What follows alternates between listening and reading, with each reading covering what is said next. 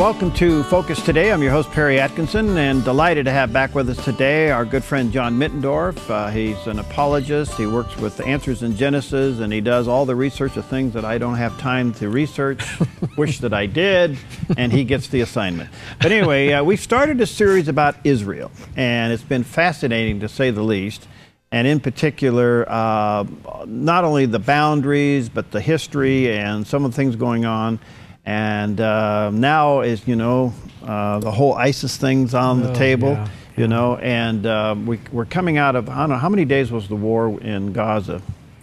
And it's still very tense there. It started July 8th, Perry, and they went to a ceasefire probably 2 weeks ago that's tenuous at best. Yeah. So we're talking a good couple of months.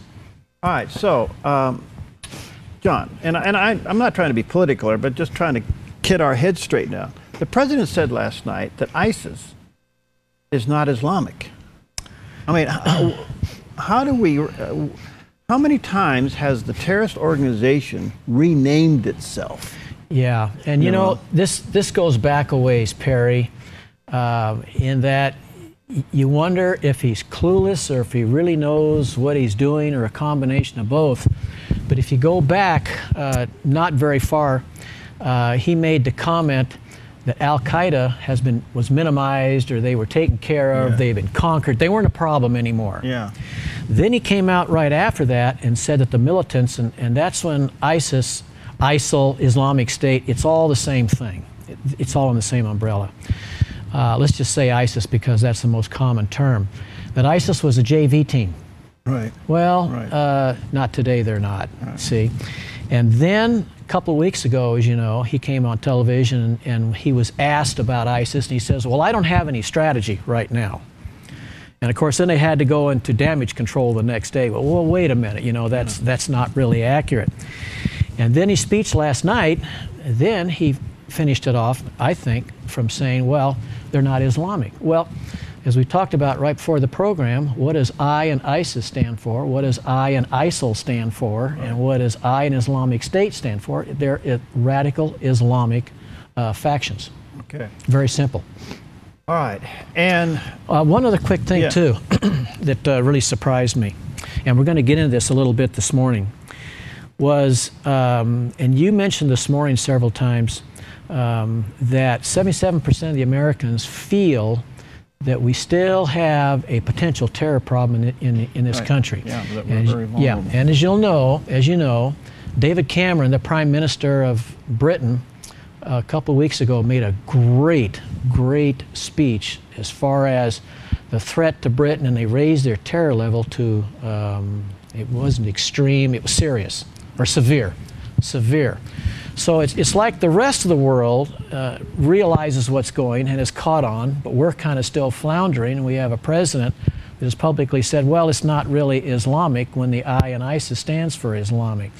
So the one thing that caught me about his speech last night was he said, well, we don't really face a real terror threat in the United States right now. Wrong. And one of the things we're going to talk about this morning is the terror tunnels and what they've discovered since they've gone into the ski. Was called the underground tunnels. Now they're called the terror tunnels, and there's a reason for that.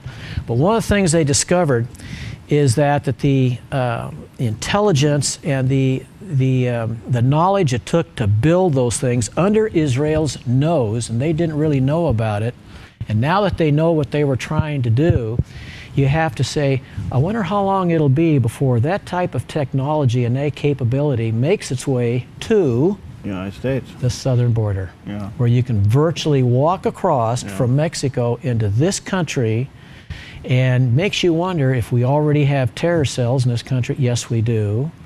But as soon as the Middle Eastern militants have capabilities that are either nuclear or dirty bombs, in fact, they say that Fat Boy was the bomb that was dropped on Hiroshima and Nagasaki back in World War II. They say now that they can come up with a bomb that's 20 times more powerful than that and put it into a suitcase or a briefcase. You have to stop and think about that for a minute. And so it makes you wonder if That's what they're doing over in the Mideast, right underneath Israel's nose. What are they doing here on our southern border, which basically is wide open? It's wide open. All right. Now, I think we have part of this this discussion. We have to ask ourselves, what is the terrorist agenda? And it's pretty simple. And I don't mean to oversimplify it, but they want Israel wiped out and they want the United States wiped out. I mean, that's it. And they're willing, and I realize they have their own civil war going on, who's going to do it first, or who's going to get the credit, and who's the meanest to get the job done. Right. But at the end of the day, they all believe in the same thing, and it's the little Satan and the big Satan. The little Satan, Israel, the big Satan, the United States. And if those two things are gone, they dominate the world. This is a world struggle. It's a world domination focus. In fact, I think if you go back to when Clinton had the then Israeli Prime Minister and Yasser Arafat, Palestinian Authority chairman. And Clinton and the Prime Minister of Israel were willing to divide Jerusalem in half and give half of it to the PA, Palestinian Authority. And Yasser said no. It shocked everybody, but it didn't shock him because he doesn't want half of it, he wants all of it. Well, yeah, I mean, that was also part of the West Bank thing, too. Oh, yeah. Well, when you say he wants all of it, he wants all of it, all of Israel, all of Jerusalem, to form a caliphate, which we talked about in the last program. How does all this lead into Israel? How do you tie all this together? Great question. Well, my focus for today is to finish up our program of a couple of weeks ago, and we'll talk about the terror tunnels and the rockets and all. I think people are going to be amazed at the simplicity, but yet the intelligence that's behind the Islamic State and what they're doing and what they're capable of doing. And then we're back on again October 1st, and October 1st, I want to go back to where this all started, and it's Abraham. And take it just briefly from Abraham up to today, because if you look at the Quran also recognizes Abraham as their father. And the major point of difference is Ishmael. Ishmael. Right. And Isaac. Ishmael and Isaac. Yeah. So, but the basics to that, Perry, is what does the Bible say? Not what does the Quran say or what does anybody else say. What does the Bible say? And the Bible is very clear that God gave the promised land to Israel. The Bible is also very clear that God's nation is Israel, and He has made a covenant with them to protect them, period. Right. So when you look at the Middle Eastern, and they're on fire, it's getting worse and worse and worse. In fact, if you read Ezekiel 38-39, what's going to happen is it says that He is going to put a hook in Gog, which is Russia, because if you go north of Israel, all directions emanate from Jerusalem. So if you look at a map, you look at Jerusalem, what's just north of Jerusalem? Soviet Union. He's going to put a hook in Gog's mouth and bring them down along with the Islamic states, which are basically totally surrounding Israel, and they're going to come down to crush Israel. What's going to happen? God is going to destroy them. Yeah. God is going to destroy them. So people say, well, what would bring Russia down? Well, one thing, we're getting into prophecy here just for a minute, and you really can't give dates when you talk about prophecy. Right. But one of the things that would probably unite the Islamic countries and Russia is if Iran were to become nuclear, which they are going to do. That's their goal. Mm-hmm. And then once they become nuclear, if they start spreading that technology out and giving it to IS or them or whoever, and Israel decides now is the time, with or without the United States, to bomb or to take care of Iran, then would that be, that's just a question, would that then be the hook to bring Russia and the Islamic States down on Israel? And the question is, it could. It could. What about oil? What about oil? If you control oil, you control the world. Very simple. And Russia needs oil. The whole world needs oil. Yeah. All right, so pick it up for us. Okay.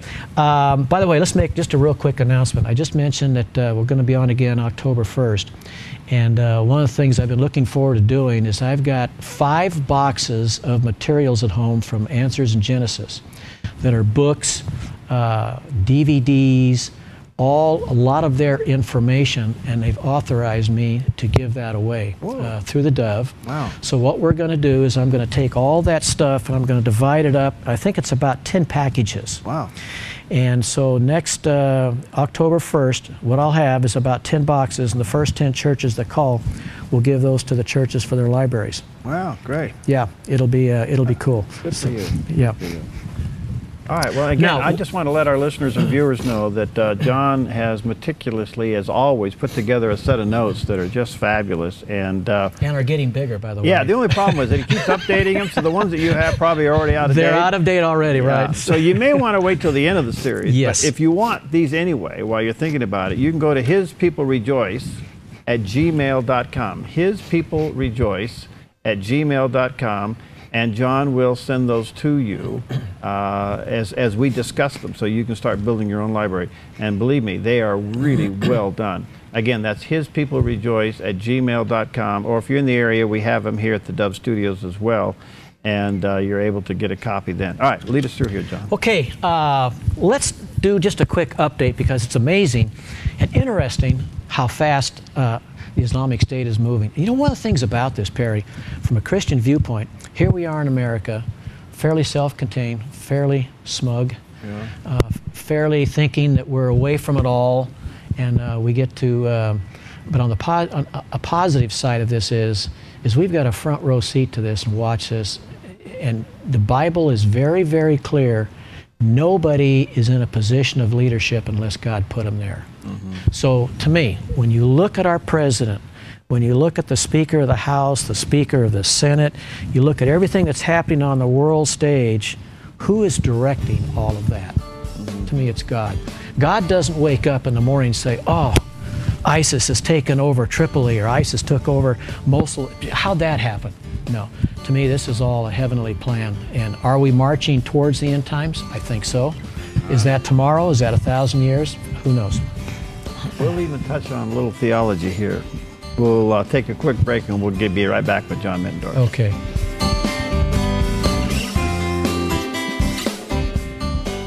Hi, I'm Paulina, and I work at theDove TV. Did you know that when you support theDove TV, you have a profound impact, not only in our community, but around the world? It's your continued support that takes the inspiration and hope in the programs we produce and makes them available to the thousands of people who are watching these videos online every week. Help bring encouragement and hope to our valley and beyond by making a secure online donation today at our website, thedove.us.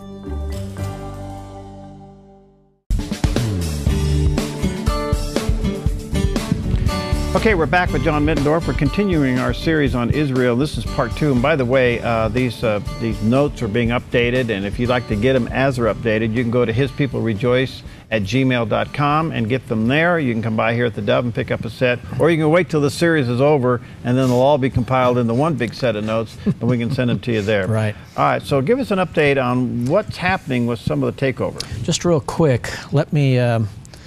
one of the best books that I've read in my studies is this one by Dor Gold, and I think he is the current ambassador from Israel to the United States.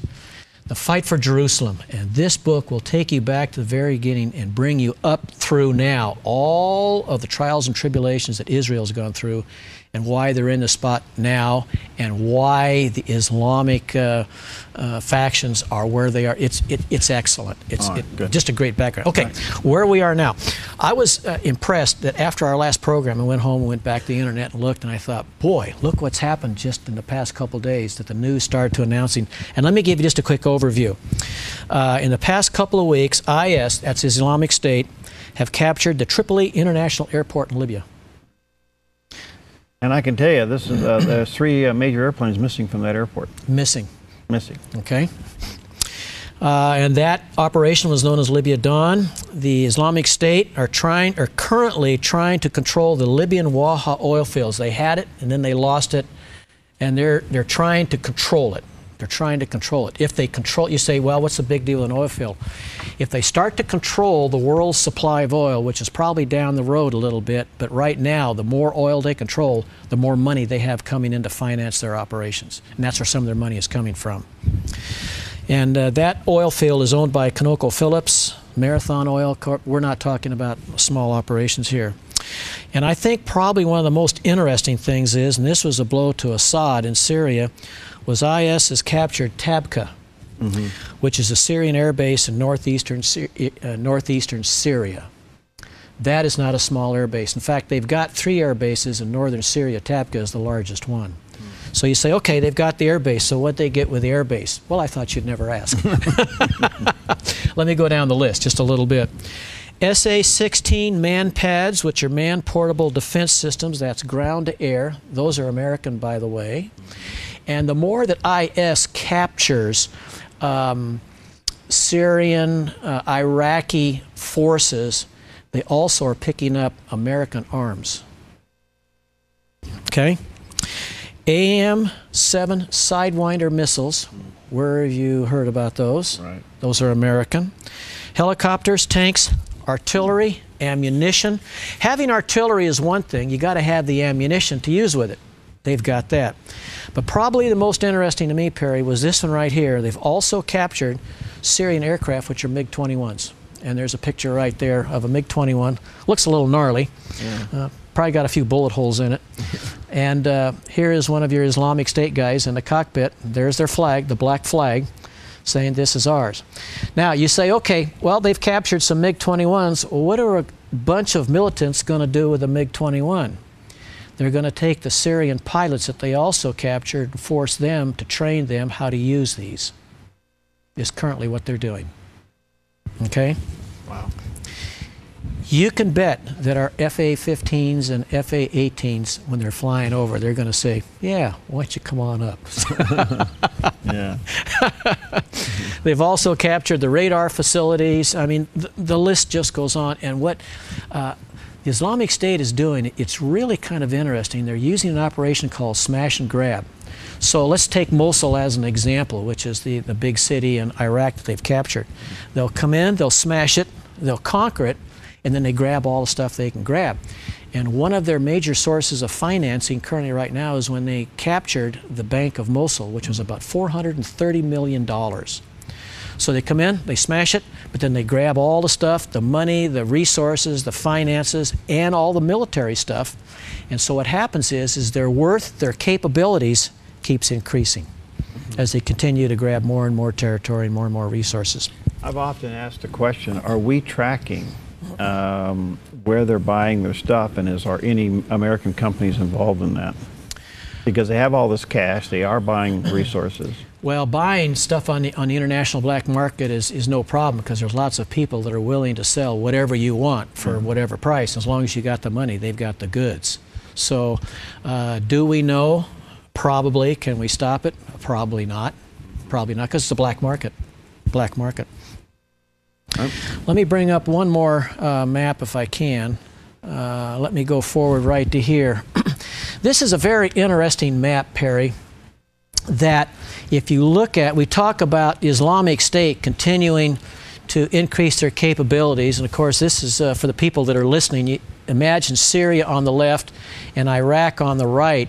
And if you can imagine the top part of Syria, the northeastern part, these red lines that are on here, this is all the territory now that the Islamic State controls. And so here's Mosul up at the top, and we've talked about Mosul a little bit. Remember when they captured the dam, and then they went back in, they took the dam back away, so they keep trying. They keep trying. And so when you look at the territory in Iraq that currently Islamic State controls, what would you say? That's probably 35% of Iraq. Looks like it. Yeah. And fascinatingly enough, their territory comes down right to the outskirts of Baghdad. Yeah. And it's all coming out, it primarily starts out of Syria. That's why Syria has to be the hotspot. Correct. Yeah. And some of the research that I've done, a lot of people are saying that the reason why Syria and Iraq is in this fix now is because Assad is on a razor's edge anyway. Right. He's just trying to hold on to his regime. So when ISIS started in the northern eastern portion of Syria, he let them go because he's just trying to maintain his own power. Well, then they quickly, gained prominence, and now it's too late because here they are at his doorstep. So how much longer he lasts is anybody's guess. Anyway, it's a great map just to kind of show you how much they've been able to do just recently. Just a couple other things. Let's see if I'll just tap it there, okay? There we go. Boy, Okay. I use all this stuff. Okay, also the Iraqi security forces has thwarted an attempt by ISIS to capture the Baiji oil refinery north of Baghdad. Remember how that red line came right down to Baghdad? And that refinery once accounted for over 50% of Iraq's supplies of refined products. So this is not small stuff, Perry. That the more that they can control, particularly in the oil fields like you mentioned, the more they can start to make an impact globally. And then, of course, on September 5th, the United States and NATO tentatively formed a coalition to destroy the Islamic State. That'll be interesting. Yeah. And then on September 8th, the Associated Press reported the head of the Arab League, that's 22 countries, urged its members to confront the Islamic State extremists. So, and then you had the president's speech last night. So it'll be interesting. Time is a great indicator of history, is to see where we go with this, to see how much involved the United States gets in the Middle East. Again, Britain, the UK, and France and Australia have already signaled their desire to become involved. It's just how much will the United States become involved in it? Well, the president also announced in his speech, while we're gearing up and with airstrikes in Syria and other places, he's continuing to wind down in Afghanistan and other places. Right. So we actually have created this vacuum by removing ourselves, and that hole gets filled with something else, and now it's being filled with ISIS. It's just remarkable. I don't know. I just can we be air support only, and we're going to expect all the other coalition nations to put their boots on the ground? Several years ago, you and I did a program on Ezekiel 38 and 39. Maybe we ought to go back sometime and just revisit that for a quick flyover. Right. That, and then maybe do a quick flyover on the Temple Mount again. Remember we did that? Right. And the Temple Mount right now is ready to go with rebuilding the new temple. Everything is in place, and we've talked about that in the past. But a couple years ago when we did Ezekiel 38 and 39, things were fairly stable. Yeah. You know, things were okay. And you think, okay, yeah, you know, that's off in the distance somewhere. Yeah, that'll happen someday. But I think in the past couple years, when you look at what's happening in the Middle East is on fire, and how the U.S. has backed away from Israel, and to a large degree Israel is on her own, that Ezekiel 38 and 39 potentially is a lot closer than it was a couple years ago. A lot closer. All right. Okay? One more shorty before we take a break. Okay, here. let's talk about Operation Protective Edge just for a second, and then why don't we take a break, and then we'll come back and we'll talk about the rocket attacks, and then we'll talk about the terror tunnels. I think you'll be amazed on the terror tunnels. Operation Protective Edge, that started, that's Operation Protective Edge, Operation Solid Cliff, by the Israeli Defense Forces on July 8th, and the primary focus on that was to stop the rocket attacks from the Gaza Strip into Israel, which basically started about 2001. Mm-hmm. So from 2001 to today, 14, so that's about 13 years, Israel, a good portion of it's been living under constant rocket attacks every day. And they figure somewhere between 10 to 15,000 rockets have been fired into Israel since 2001. And when the alarm goes off in Israel that a rocket is coming, they have 15 to 45 seconds to hit a bunker, because they have no idea where it's going. They just fire them indiscriminately. We'll talk about that when we come back from the break. They just fire these rockets off. It's kind of like the V-1 buzz bombs of World War II, Germany. They just fire them and they just land wherever. And I think it's key to note that, isn't it interesting, we're just now finding out that those 10,000 or so over the last several years have been occurring. Did you ever hear that in Frontline News? I mean, no. You heard Netanyahu talk about it, right, but it was never reported on in the American press. The global approach is ho-hum, just nothing new out of the sun. Okay. Yeah, and by the way, the UN now wants to do an investigation on Israel's attack in Gaza because innocent children and women were killed. Did you know that the UN, in combination with the Palestinian Authority, wants to raise $550 million, this is as of 2 days ago, to let Hamas start rebuilding their terror tunnels? UN sanctioned. All right, we'll take a quick break. We'll be right back.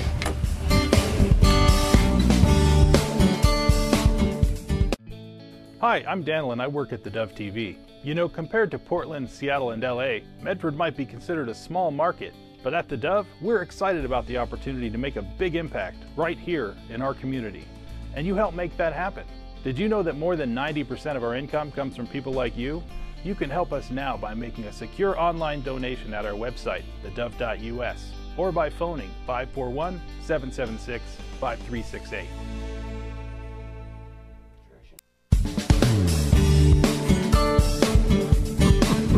Okay, we're back with John Mittendorf. We're talking about Israel, and there's a lot going on. And of course, primarily today, we're talking about the buildup of ISIS and the Islamic State, and what does that mean to the country of Israel. And we have several more shows to deal with this. But I just want to say, if you want a copy of these really comprehensive notes, you can get them as they come along, or you can wait till the end and get them all at once. But at any time, you can send John an email at hispeoplerejoice@gmail.com. hispeoplerejoice@gmail.com, and he'll send you the copy of the notes as we progress. And these do have some nice colored maps and things in them. He's done a wonderful job putting these together. I think you'll find them to be a tremendous resource. And pastors, he's done your homework for you. Get a copy of them. Have I told you that on the notes that I've taken my name off but just left your name on there? No. Yeah. I can take my name off. Okay, let's move along. Okay. We went from Operation Protective Edge, which has been the recent scrimmage going on between Israel and the Gaza Strip. Right. And then the rocket attacks. I don't think we know that how many rocket attacks over the last 10 years is coming out of Gaza, just indiscriminately hitting parts of Israel. In the notes, I've put in a count of rocket attacks starting with 2001 going up to 2014. I won't tell you all of them, but just an example, in 2001 there was 510, 2004 there was 1,528, 2007 there was 2,427, 2008, 3,200, and on and on and on. This is per year. So, I mean, you can do the math on that and see what's going on. As I said, when the alarms go off, Israeli citizens have 15 to 45 seconds to find shelter, because here it comes. And they don't know where it's coming in from. Now, Palestinian rockets. Let me bring up a picture, because you hear so much about this. And I want to bring up this map just real quick first, because when we say Gaza Strip and West Bank, and this is the map we used last time, here's Egypt to the left, here's Jordan to the right, and here's this little speck in between the two, Israel. And within Israel, you have the Gaza Strip, which is right here, and then over to the right, you have the West Bank. So when you look at the map, you can see why it's easy to fire rockets from the Gaza Strip into Israel. You only have to go 20 feet, and you're in Israel. Same way with the West Bank. I mean, all you have to do is fire them in. And the missiles they're firing have a range up to about 11 miles. Depending on the weight of the warhead. Also, you can see when we get to the terror tunnels how easy it is to dig a tunnel underground from the Gaza Strip or West Bank into Israel, or from the Gaza Strip into Egypt. Now, why would you dig a tunnel? We're getting ahead of ourselves. Why would you dig a tunnel from Gaza Strip into Egypt?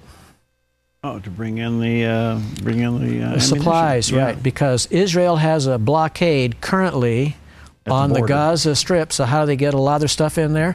They just dig tunnels in Egypt and they bring it in underground. So it's interesting what they've been doing. Now, in a rocket attack, here is a great picture of the rockets that they're primarily using, and they're called Qassam rockets. And they're homemade. They're about the height of a person. One person can easily carry them. But if you look at the picture, Perry, you can see that they're very small, but they're also very, very deadly in that the warhead, it can range up to about 11 pounds of high explosives. But the launchers and the rockets are easily transportable. I can take a launcher and a rocket and just set it up into a little field next to a house, next to a hospital, kindergarten, wherever I want, fire the rocket, pack up my launcher, and walk away, and I'm gone. So it has become a very efficient but a very deadly system. We tend to think of the big missiles taking off from Cape Canaveral, and all of that. No, that's not what we're talking about. They cannot be precisely launched. They're used indiscriminately. They just launch them and then they go.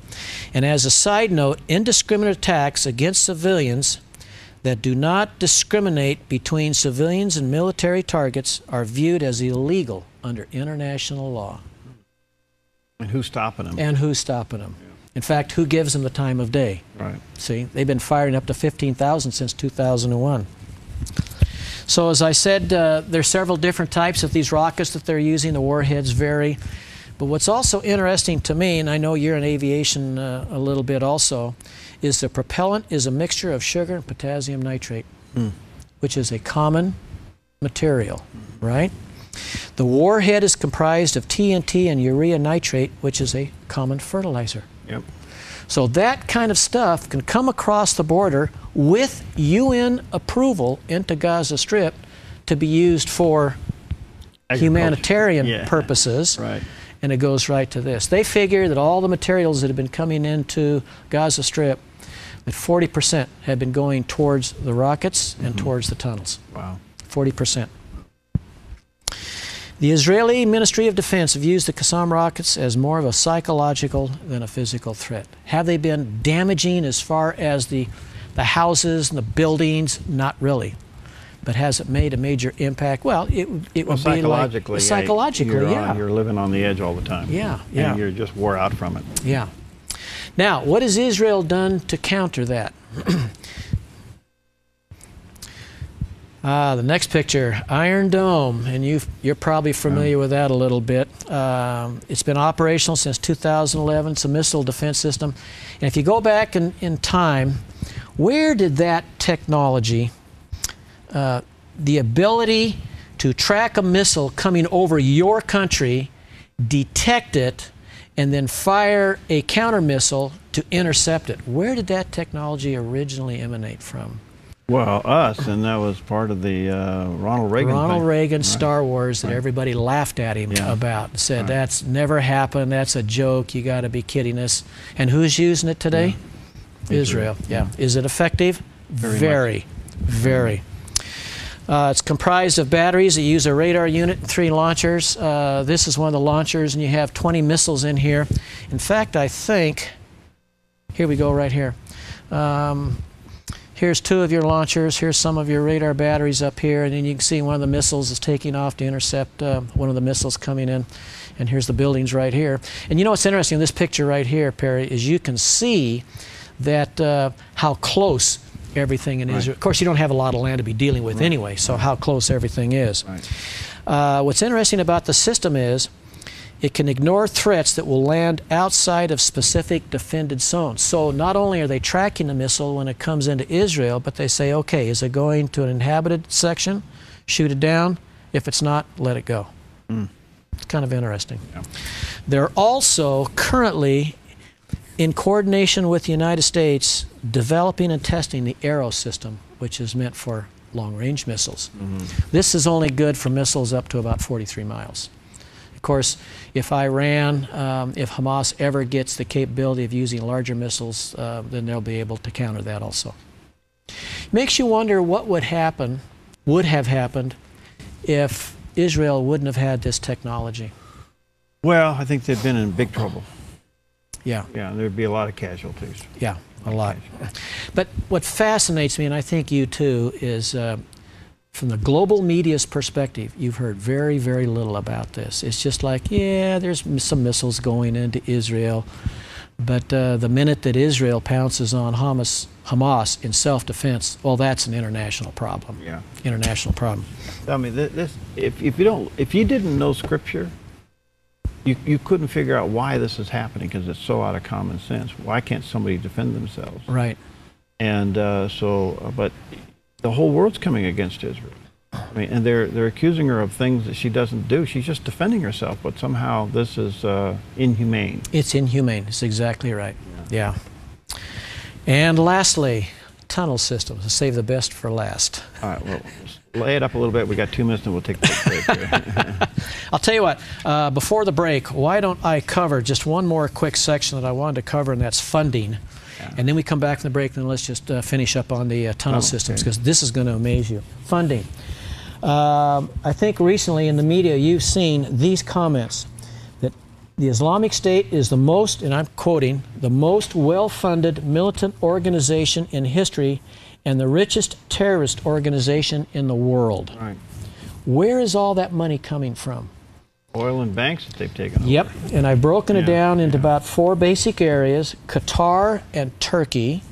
Qatar is the world's richest country per capita based on oil. And of course, Turkey has money also. Turkey also has nuclear capability. The conquest of the bank in northern city of Mosul, that's 430 million. Wealthy individuals in the Gulf states such as Saudi Arabia, Kuwait, and Qatar, and the oil fields in northern Iraq. 4 or 5 great areas of funding coming into the organization. And the more successful that they are, the Islamic State is, the more people want to join up with them that share that viewpoint, and the more money will flow into them from people that want to see that ideology forwarded. So everything is going their way right now. Wow. All right, let me take a quick break. We'll come back, and I think you'll find the next little time together as it deals with the tunnels. We all know that now that they were there. I don't know if we knew how sophisticated they were. Or what they were going to use them for. Or how extensive they are. In fact, there's still a lot in place that need to be taken out. So we'll be right back in just a moment.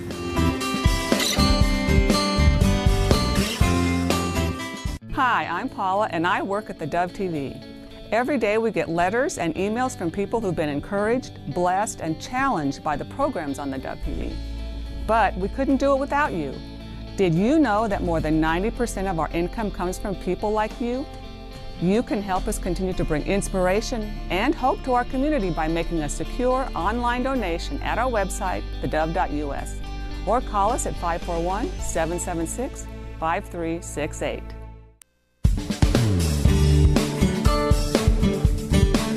Okay, we're back with John Mittendorf, and we are kind of part 2 of a series that we're doing on Israel.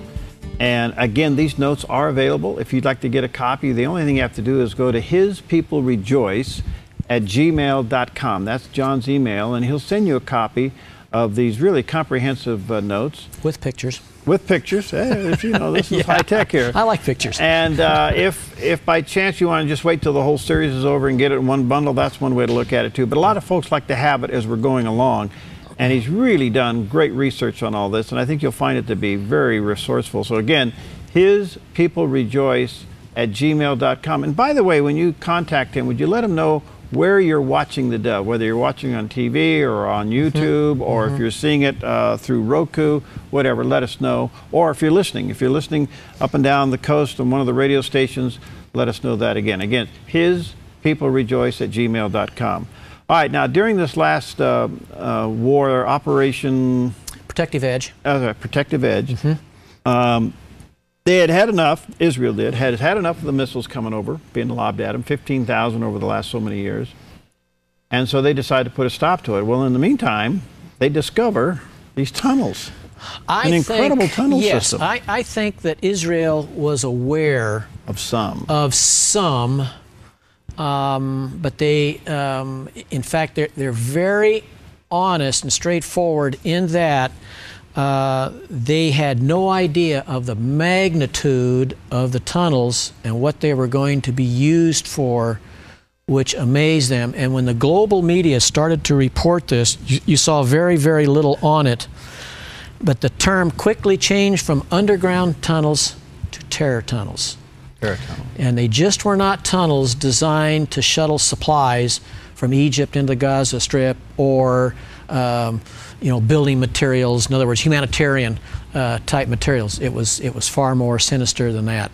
All right, and looking at pictures of these, they look like they were prefabricated. So once the hole was dug, they could go in there and secure those tunnels with concrete walls and a concrete top. Right. This is a picture of just one of the tunnels. Now, some of the tunnels are big enough that you could take motorized equipment through them, such as a tank, a rocket launcher, something like that. Wow. This is more of a common tunnel, and they estimate that these tunnels were probably a couple $1 million each. But if you look at it, you'll notice that this is all prefab materials in that you have, and help me describe this, Perry, for the people that are just listening. Yeah. You have concrete slabs for the vertical walls that are probably 4 feet by... They look like a 4x8 piece of plywood, but they're probably a good 4 to 5 inches thick. And then you have a concrete arch that goes from the left wall to the right wall over the top that supports the dirt on top of that. So as they dig the tunnel through the dirt, which is basically sand, over there, Right. which doesn't really have any strength to it per se, Yeah. that as they start to dig this tunnel in, they can then take these preformed slabs and bring them in and just actually build a tunnel and just keep right on going. Right. So it's a very sophisticated system in how they did it. Right. However, they now know that, well, I'll tell you what, let me go through and just talk about some of the things that they have discovered about these tunnels, and then I want to finish with what they now know they were going to do with the tunnels. Okay? Here we go. Some tunnels were laced with explosives that were located under Israeli kindergartens. Some of the tunnels were dug expressly under schools and kindergartens. Okay? Number 2, hundreds of heavily armed Hamas fighters would have exited the tunnels into Israel during nighttime hours to infiltrate Israeli communities by the Gaza Strip. That would have positioned them to abduct Israelis into the tunnels, back into the Gaza Strip, and then use them for bargaining chips afterwards. And you'll remember the 3 Israeli teenagers that were kidnapped and then killed. That's how they got those 3 teenagers, primarily. Number 3, the abductions and kidnappings, if they would have been able to do that, and they would have, because they started off with 3 of them, this would have allowed Hamas to put pressure on Israel while holding Israeli citizens hostage. They also had stockpiled thousands of weapons, and I'm coming down the home stretch here. They found Russian anti-tank missiles, explosive devices, and large amounts of, let me repeat that, large amounts of sedatives, tranquilizers, handcuffs, syringes, and ropes that are the tools for what on a large scale? Capture and abductions. That's exactly right. So they probably wanted to do their own public executions. Once you can, and I think the 2 recent beheadings is a precursor to what they had planned. If you can, let's just say, I'll just take a number. Let's say you can abduct 30 people and put 30 people on YouTube and say, if you do not get rid of the blockade around the Gaza Strip, whatever, we're going to shoot them. And then they do it on YouTube. And I think, and we're getting sidetracked here just for a minute, Perry, but I think a big mistake Hamas has made is when they started putting the beheadings on YouTube, people started to realize this is way beyond our capability. That's something that we should start doing something about, internationally speaking. Up until then, yeah, they're just this militant organization over in the Far East. But once they start showing how brutal they are on television, you know, France, Australia, UK have stepped up and they go, wait a minute, it's time to make some changes here. Which finally forced Obama to make his speech last night. Yeah, he was forced to do that. He was forced to do that. Now, some of the tunnels were interconnected, which would allow Hamas senior leadership to easily move underground between various locations. Part of the tunnel enterprise was a part of the United Nations Relief and Works Agency, that a lot of the materials going into the Gaza Strip were stamped with UNWRA. Really? Yeah. So where'd that come from? That come out of Egypt in? Well, it comes from areas outside, but it's taken into the Gaza Strip under humanitarian guise. In other words, we're using this for the concrete that you see on this picture right here. Well, we're going to use that for building buildings. Yeah, right. Fertilizer, which they're using for the rocket propellants and the warheads. We're going to use that for plants and for growing vegetables, etc. No, we're not. Interesting. Last but not least, this is what they now know that Hamas was intending to do. Scheduled to be activated and cause a mass terror attack during the Jewish high holidays of September 24th, 2014. That's about 2 weeks from now, which is the Jewish New Year of Rosh Hashanah. They were going to activate the tunnels, the explosives that were under the schools and the kindergartens. They were going to detonate those, collapse the buildings. The Hamas militants would already have come out of the tunnels at midnight and been in the communities around that. And when the explosives went off and the buildings collapsed, come in, kill X number of people, take X number of people hostage, back down into the tunnel, back over to the Gaza Strip. And Israel had no idea of the extent of the tunnels and what they had planned on doing with them. Does Israel feel they have it under control at the moment? I mean, I know they're in a ceasefire, but how do we know what's going on underground now while they're in this ceasefire mode? Is this really kind of lock and reload? I would answer the question this way, Perry. How much have you, what we just talked about the past couple of minutes, how much have you heard about that in the global media? Well, almost zero. It's almost zero. Yeah. So globally, nobody cares. Right. Nobody cares. And so Israel is on her own. And so Israel, yeah, when they started to realize the breadth of the tunnel system, yeah, they went in and they destroyed a bunch of them. But as I mentioned several minutes ago, United Nations, in combination with the Palestinian Authority, want to raise $550 million for Hamas to rebuild the tunnel system. Believe it or not. Believe it or not. Well, so Israel has their work cut out for them. But I think a positive in Israel's ball court is they now know what Hamas was doing, and so they're more able to deal with it than they were prior to the July 8th when they started Operation Protective Edge. I got to assume with Israel intelligence being what it is, they're probably back in these tunnels themselves. The best in the world, really. Yeah. Really. Yeah. Yeah. So, well, this is interesting. I don't know how you summarize this in a couple of minutes, but where do you think this is leading, John? I mean, we're in a little bit of a ceasefire at the moment with the Gaza Strip. You can't help but think that something is going to reignite that again. From my perspective, from the day that Ishmael walked away was banned from Abraham, the Bible is very clear. And we're going to cover this in more detail in the next program. The Bible is very clear. He will be a rebel and fight mankind, which they have done since Abraham. That hasn't changed. It's just that now they have got more resources, they have more technology, they have more worldwide approval. The world really stands behind Hamas. They do not stand behind Israel. And so I think you're starting to see the spreading of their wings, unless a NATO and U.S., French, Australian, UK coalition can go in and make a measurable difference. Nothing's really going to change. Mm-hmm. In fact, when we went in and we kicked Hussein out of Iraq, and then we were told that Al-Qaeda was basically irrelevant anymore. Has that proven to be true? They just keep right on moving. They change their name a couple of times. They get more resources.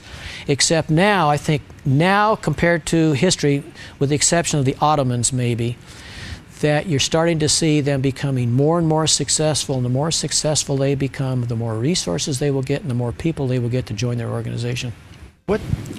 How serious is the infighting among themselves, the civil war among themselves? Like, who's going to be the leader of the bad guys?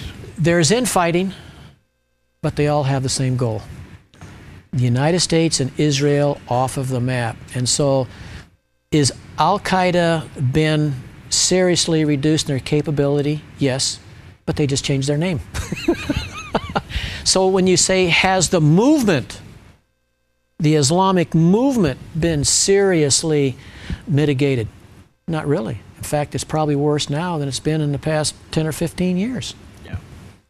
And then to say that it is a militant group outside of the moderates, that argument's now starting to collapse even more, because why aren't the moderates denouncing them? That's the problem with all of the problems. So their silence is a condonement. That's exactly right. Yeah. And to a large degree, they can't say, you know, we do not support this, because if they come out and say we support then they'd this, be targeted. Then they're targeted. Is exactly right. All right, again, if you want a copy of these notes, you can go to hispeoplerejoice@gmail.com, hispeoplerejoice@gmail.com. John will send you a copy, pictures and all. Mm-hmm. If you want to wait till the end of the series, that's one way to look at it. I would suggest you get them as they come out, because then you can start getting this and start processing it. It's very well done, extremely well done. So go to hispeoplerejoice@gmail.com, or you can come by here at the Dove and pick them up. Next time John's with us, October 1st. Don't miss it. It's going to be a good time. We'll be giving some stuff away. We'll see you next time on Focus Today. Thanks, Perry.